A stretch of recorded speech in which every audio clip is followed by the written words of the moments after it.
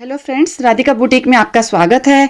बहनों, मैं 100 दिन का सिलाई का कोर्स शुरू करने जा रही हूँ। जैसा कि मैंने आपसे कहा था, हमारी जो भी बहनें सिलाई सीखना चाहती हैं वो कमेंट बॉक्स में हाँ लिखें और आगे और बहनों को भी बताएं इस बारे में, ताकि वो भी सिलाई सीख सकें। धन्यवाद। हेलो फ्रेंड्स, राधिका बुटीक में आपका स्वागत है। आज मैं आपको बताने जा रही हूँ कि नाप कैसे लिया जाता है, सूट का भी, पैंट का भी और सलवार का भी। क्योंकि कई लोगों को सूट की कटिंग और स्टिचिंग तो आती है, लेकिन नाप गलत लेने की वजह से उनके सूट की फिटिंग नहीं आती है। तो इसलिए मैं आपको आज बताने जा रही हूँ नाप लेने का सही तरीका। ये देखिए, सबसे पहले हम लेंगे तीरे का नाप। तीरे का नाप जो है, यहाँ जो हमारी हड्डी होती है यहाँ से लेकर और जो यहाँ हड्डी होती है वहां तक लिया जाता है तीरे का नाप। ये हमने रखा इस हड्डी पर और यहाँ से इस हड्डी पर। इनका है 14.5, जैसा कि आप देख सकते, इनका 14.5 आ रहा है, जैसा कि आप देख सकते हैं। देखिए 14.5, तो इनका तीरा हो गया 14.5। तो मैं इसे लिख लेती हूँ। तो पहले हम लेते हैं अपर चेस्ट का नाप। अपर चेस्ट का नाप लेना बहुत ही जरूरी होता है। ये देखिए, इनकी अपर चेस्ट है 38। अपर चेस्ट का नाप लेना बहुत ही जरूरी है, क्योंकि अगर आप इस चेस्ट के हिसाब से पूरा बना देंगे तो यहाँ से कपड़ा बाहर निकलने लगता है, यहाँ से फिनिशिंग के साथ नहीं आता। इसलिए अपर चेस्ट का नाप लेना भी जरूरी है। इनकी अपर चेस्ट है 38। ऐसे लेना है कि आपको ना तो ढीला छोड़ना है इतना, ना तो आप इतना ढीला छोड़ें कि वो इंची टेप गिरने लगे ऐसे, और ना इतना टाइट लें कि वो ऐसे दबने लगे एकदम ऐसे। आपको नाप ऐसे लेना बिल्कुल परफेक्ट। ये देखिए, ये इनका आ रहा है पूरा 40, पूरा 40 आ रहा है। ना इंची टेप ढीला है ना ये टाइट है, अब ये पूरा 40 आ रहा है। ये हुई हमारा चेस्ट का नाप। अब हम आते हैं कमर पर। देखिए, कमर भी आपको ऐसे लेनी है, ना तो बहुत ढीली लेनी है, ना इतनी ढीली लेनी कि लटके, ना इतनी टाइट की दब जाए। आपको नॉर्मल लेनी है, बिल्कुल नॉर्मल। ये देखिए, इस तरह से एकदम नॉर्मल। कमर इनकी आ रही है 36.5, जैसा कि आप देख पा रहे होंगे। देखिए 36.5। अब आते हैं हम इनकी हिप पर। हिप का नाप हमेशा ही यहां से लिया जाता है, इधर से, जहां पर कि हमारे सूट के चाक शुरू होते हैं। आप देख पा रहे होंगे, सूट के चाक जहां शुरू होते हैं, आपको यहां से हिप का नाप लेना है। बहुत नीचे नहीं जाना है, यहां से।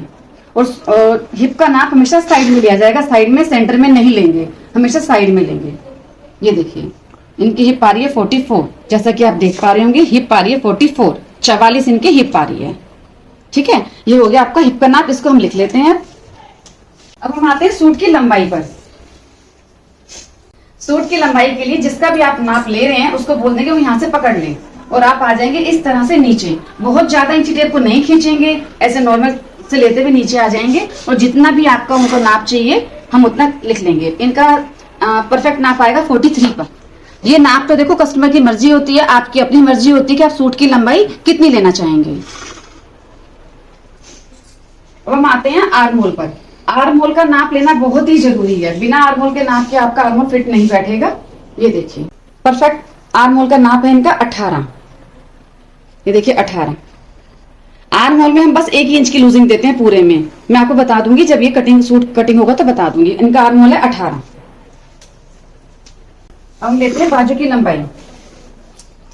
जिसका भी आप सूट बना रहे हैं, ये उनकी मर्जी है कि बाजू कितनी लंबी करवाना चाहते हैं। हम बना रहे हैं 16 इंच की। हमने यहाँ पे 16 इंच ले लिया, यहीं पर इसकी मोहरी लेंगे जो कि है 9.5 इंच। मोहरी को इतना फिट नहीं लेंगे, हल्का सा लूज ले लेंगे और इसी हिसाब से हम बना देंगे 9.5 इंच। अब आते हैं गले के नाप पर। देखिए,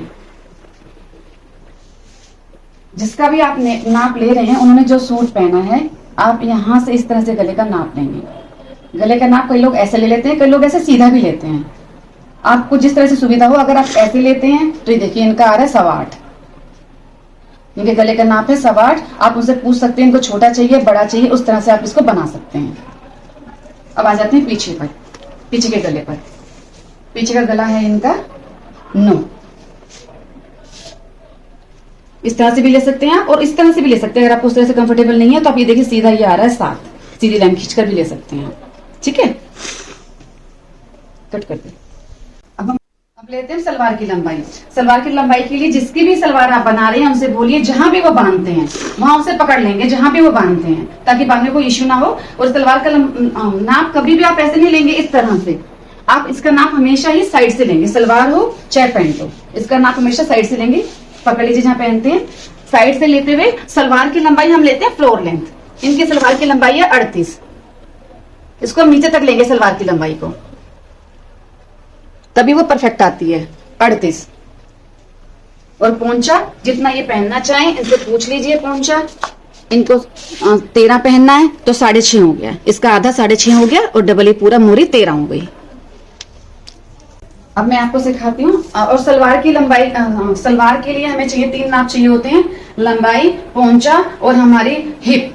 सलवार की लंबाई हिप चाहिए होती है बेल्ट निकालने के लिए, और हिप हम यहाँ से लेंगे इस तरह से। इनकी हिप है 46, जो सलवार की हिप है वो 46 है, 46। अब मैं आपको सिखाती हूँ कि पैंट का नाप कैसे लेते हैं। पैंट के लिए हमें 4 नाप चाहिए होते हैं, एक हमारी लंबाई, एक हमारी मोहरी, एक हमारी लो वेस्ट, एक हमारी थाई। ये 4 नाप तो आपको छूने ही चाहिए पैंट के लिए। देखिए, अब पैंट के लिए जो कमर होती है वो हमारी ये होती है, ये नहीं, ये कमर है हमारी पैंट के लिए, जिसे हम लो वेस्ट भी कहते हैं। ये कमर, इनकी कमर आ रही है 42। ये देखिए, ना आपको ढीला पकड़ना है ना आपको टाइट पकड़ना है, परफेक्ट पकड़ना है। ये आ रही है 42 इनकी लो वेस्ट, कमर इनकी 42 है। इसी हिसाब से पैंट कटती है।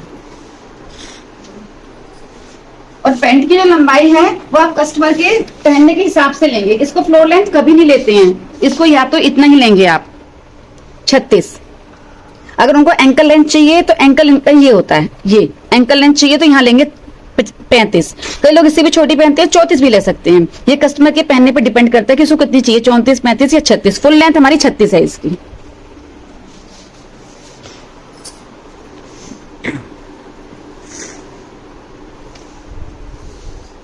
अब आते हैं मोहरी पर। इनको पैंट की मोहरी चाहिए 14, जो इनकी परफेक्ट बनेगी 14 चाहिए इनको, तो हम लिख देते हैं यहाँ पे 14। और जिसकी मोहरी 14 का आधा हो गया 7।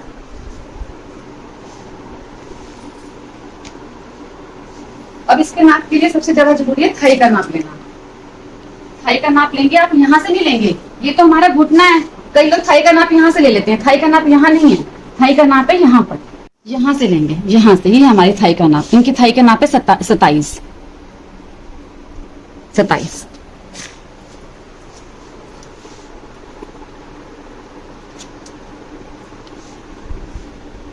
देखिए फ्रेंड्स, मैंने आपको नाप लेने का बता दिया कि किस तरह से नाप लिया जाता है। अब उस नाप को सूट पर बनाया कैसे जाता है, आप ये देखिए।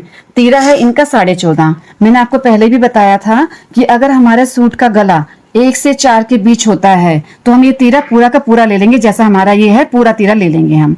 और गला अगर हमारा 4 से 8 के बीच है तो हम तीरे में -1 कर देंगे। और अगर हमारा गला 8 से भी ऊपर है तो आपका ये तीरा 12.5 काफी है। ठीक है। अब अपर चेस्ट हमारी 38 है। अपर चेस्ट वो होती है जो हमारे मोढ़ा आर्म होल के जो नीचे होती है। अगर किसी की ये वाली चेस्ट ज्यादा है, ये कम है, तो हमको इसके हिसाब से ऊपर का अपर चेस्ट करनी पड़ती है, वरना वहां से कपड़ा निकलने लगता है, हमारे कंधों के नीचे से कपड़ा निकलने पड़ता है। अब चेस्ट है हमारी 40। मैंने आपसे कहा था कि इसका नाप ऐसे होता है, 40 का हम लेंगे चौथाई भाग, जो कि हमारा आ जाएगा 10। अब 10 में जमा करेंगे हम 1, तो इस हिसाब से अब हम 11। अब 11 के हिसाब से हम सूट पर निशान लगाएंगे। ये हमारी चेस्ट हो गई। अब ये हमारी कमर है, कमर है हमारी 36 का हमारा चौथाई भाग हो जाता है 9 में जमा 1 करेंगे 10। अब हम 10 के हिसाब से कमर पर निशान लगाएंगे।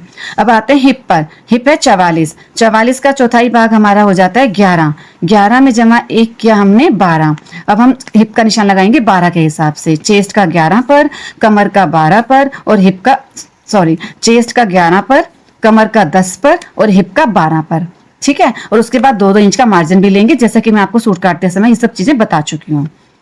अब हमारा आता है आर्म होल। आर्म होल हमने उनका फिट नापा था, उनका फिट आर्म होल 18 था। आप आर्म होल में सिर्फ +1 करेंगे, 18 में 19 बनाएंगे। 19 का आधा हो गया हमारा 9.5। ठीक है। और गला आप अपने हिसाब, जैसे उन कस्टमर कहें उस, या आप अपना बना रहे हैं तो गले की आपकी चॉइस है, आप आगे का और पीछे का गला कितना बनाना चाहते हैं ये आपकी चॉइस है।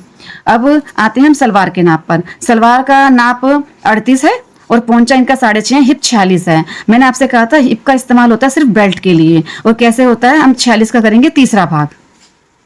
ये हमारा आ जाएगा तीसरा भाग, इसका करने पर 15.2 आ जाएगा। आप 15 भी लेते हो तो चलेगा, 15 भी चल जाएगा। 0.2 बेल्ट में चल जाता है, 0.2 इधर उधर चल जाता है, कोई इशू नहीं होता है बेल्ट में।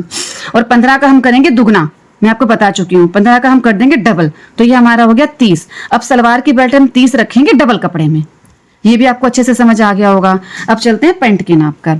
पेंट की लंबाई इनकी 36 थी, मोहरी इनकी 7 थी। लो वेस्ट होती है कमर, पेंट की कमर। हम इसके हिसाब से पेंट का आगे का घेर रखते हैं, जैसे मैं आपको पहले बता चुकी थी। अब इसका करेंगे हम चौथाई, 42 का हम करेंगे चौथाई, तो ये हमारा आ जाएगा 10.5। अब 10.5 में 2 जमा करेंगे तो हो जाएगा 12.5। अब पेंट का घेर हमने लिया, हमारी लो वेस्ट है 42 का हमने चौथाई भाग किया, इसका चौथाई भाग आ गया 10.5। अब इसमें जमा करेंगे 2 तो हमारा आ जाएगा 12.5। तो पेंट का जो घेर है वो हम लेंगे 12.5। आपको कोई भी कंफ्यूजन हो तो आप कमेंट बॉक्स में लिख सकते हैं, मैं आपको दोबारा ये चीजें क्लियर कर दूंगी।